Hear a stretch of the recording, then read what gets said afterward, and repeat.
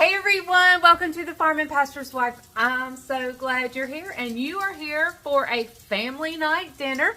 And just like most of this week, we're doing recipes that have been a long-standing family favorite and that I've done on the channel multiple times. So, it's just that kind of a week. It's been a busy week. It's a week we got rid of chickens, which was last night, by the way. And we're getting ready to go on a little getaway, and so it snowed, so it's just been kind of a weird little week. So we're actually going to be making a broccoli and cheese soup and crusty bread. Now I have made this multiple times, so I probably won't go step by step in the video, because you can just search either on YouTube or on Google. Be sure you search the Farming Pastor's Wife broccoli and cheese soup or the Farming Pastor's Wife crusty bread, and those videos will pop up. You can drop down, and if I've written the recipe in there, it should be in the description. So, but I'm going to bring you along, let you watch me make it today, and I don't know if I'll be doing some talking while we're making it, or if we'll be doing some music overlay and some voiceover. I'm not sure, but just come on. We're having a family dinner. I don't know who's coming. We just sent out the text.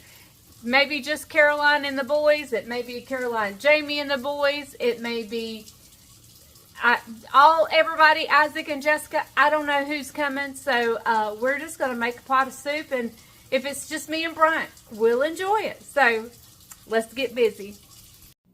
So we're going to start this soup with a stick of butter, which equals out to a half a cup of butter.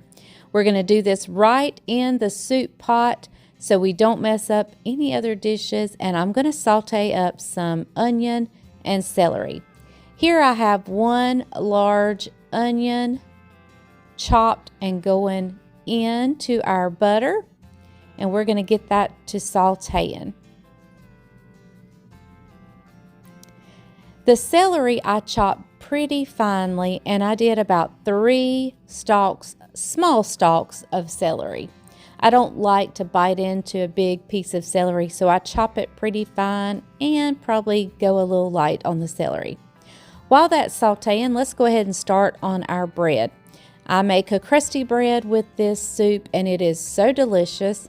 And I start with 3 cups of bread flour.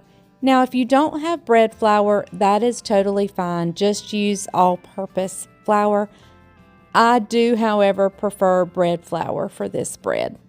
But if you don't have it, don't worry. Just use your all-purpose.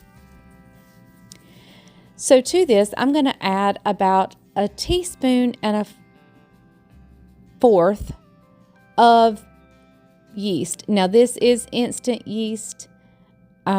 I use both yeast interchangeably, but this does happen to be the instant yeast. And I'm also going to add a teaspoon and a half of salt. And you'll notice I'm adding it to the opposite side. I try not to put it directly on the yeast because salt can sometimes stunt the yeast and cause it not to work as effectively. So I'm going to stir this up with the back of, or the handle of a spoon, wooden spoon. And then we are going to add in 13 ounces of warm water. Now today, the day that I made this bread, it was especially dry, so I did add in a little bit extra, and that was the 13 ounces right there. And in just a little bit, you'll see me add just a splash or 2 more of warm water. I'm just taking the handle of this spoon and flinging flour all over myself, as usual. You don't really have to knead this, like hand knead it at all. You're just bringing it together with that spoon. And here I am getting a little bit more of warm water. I add a little bit, and you'll see me add just a little bit more in just a second. But we're going to get all that dry flour brought together to form this dough. Now I do take the wet areas of the dough and bring it up on the sides and just grab some of that dry flour that has not been incorporated yet, and there we go. The maker of this recipe calls this type of dough a shaggy dough, and you can see that pretty well here. It's just not a smooth dough by any means, but a shaggy dough. Here I'm not kneading it or anything. I'm just bringing it together in a ball, and there it is. We're going to cover it with a towel and let it rise for about an hour and a half. Now normally I stick this in my oven with the oven light on. The oven's off, but the light is on. It did not fit, so I just sat it on the side of the stove and let it rise near the stove. Now back to the soup. I'm adding in a half a cup of flour right on top of the onion and celery. In my other videos, I normally take out the onion and celery, but there's really no need, and it worked out perfectly just leaving it in there.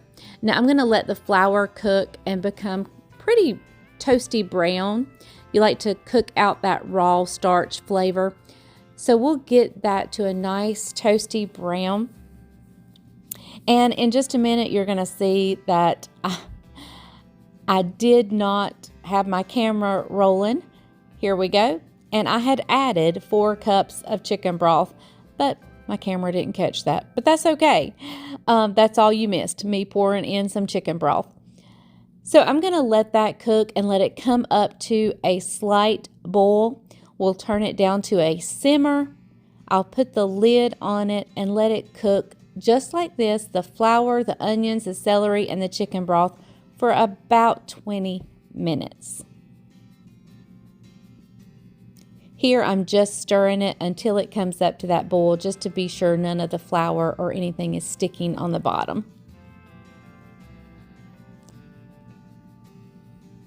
And we'll place the lid on it and let it cook for about 20 minutes.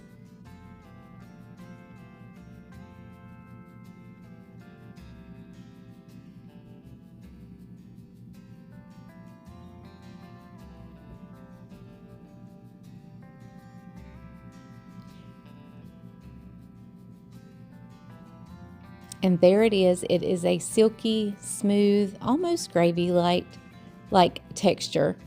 It is beautiful. So let's get back over to our bread.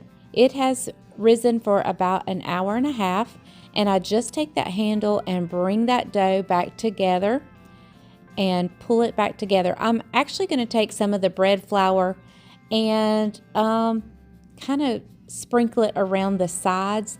It just gives this bread kind of a rustic, artisan looking bread with that, loose flour on the top. It just makes it pretty. You could skip this step if you wanted to. You'll notice I have my cast iron skillet greased well over here. I'm just going to get this ball together and set it right down in that greased cast iron skillet. And we're going to let it rise again right in the skillet. I also sprinkle the top of the bread with some Italian seasoning. This gives it an amazing, amazing flavor. So here I'm going to cover it again and let it rise again for about 30 minutes over near the stove.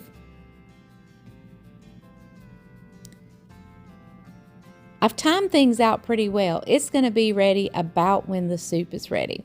Now my soup recipe calls for half and half. I did not have it, and I had not quite a full quart of heavy cream, and I had a little over a cup of milk. Now my recipe calls for a whole quart of half and half and a cup of milk, so I actually used a little less than a quart of heavy cream and a little bit more than a cup of milk. So what we're going to do here is we're going to get this nice and warm. We're going to put in some frozen broccoli.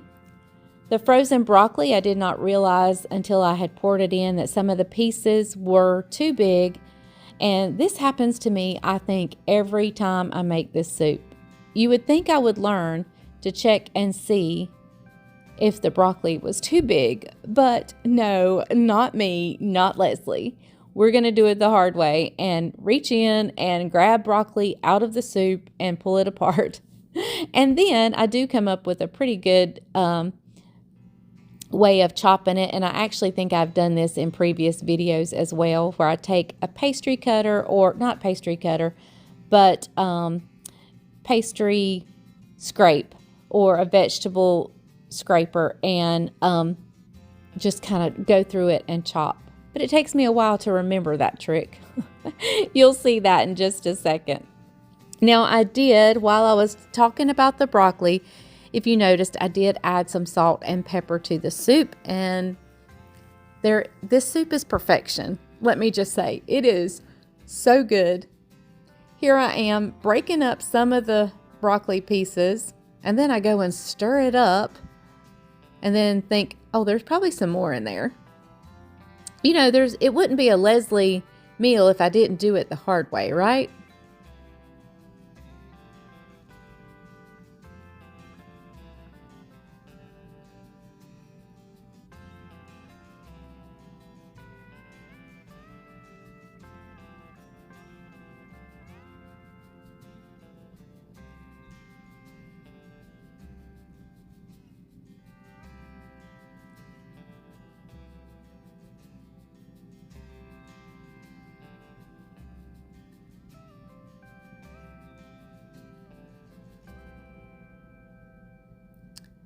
And I think here's where I remembered my good old trick of using the pastry scrape or the dough scraper or vegetable scraper and chopping it up that way. And that worked perfectly. But it would have been easier if I'd have checked it to begin with. Check the broccoli to begin with.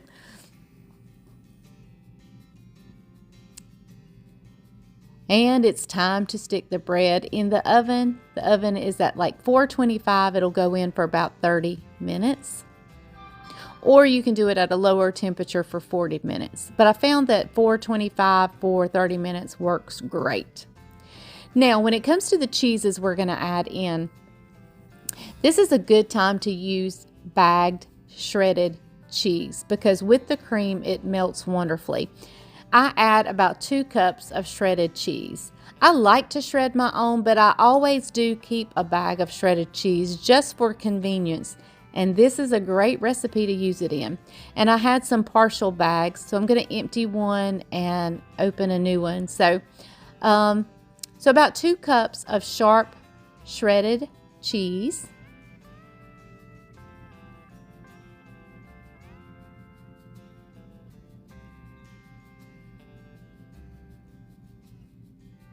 And I'm basically eyeballing it at this point. Oh, sorry. Forgive the phone ringing in the background. I am so sorry.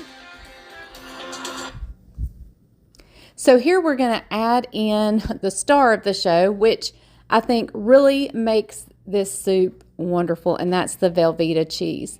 Now, I know many do not like Velveeta, but I'm telling you, give it a try. It is what makes this soup. It is so delicious. I'm adding in about a pound, maybe a little bit over a pound. The Velveeta was a 2-pound block, and I think I added maybe just a tad bit more than a pound. Look at those adorable blonde-headed boys right there. They are my world, and they have my heart wrapped around their little fingers, but I love them so much. So the soup is basically ready. We're just going to melt the cheese, just let it stay hot until all the cheese is melted, and we'll have a delicious supper with this beautiful crusty bread. Yeah, it does need more balsamic. How's the soup? Delicious. Delicious. Have you tried it?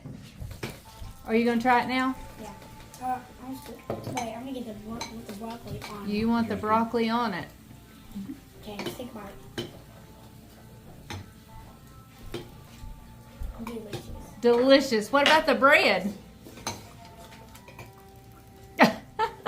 Phenomenal. Phenomenal. Phenomenal. That's my boy. All right, everybody approve of the soup? I do not. I do not. That's why I got 5 What, you do not what? I do not do this. Oh, you did not do it. Okay, it's your turn. Well, it's hot. Yes.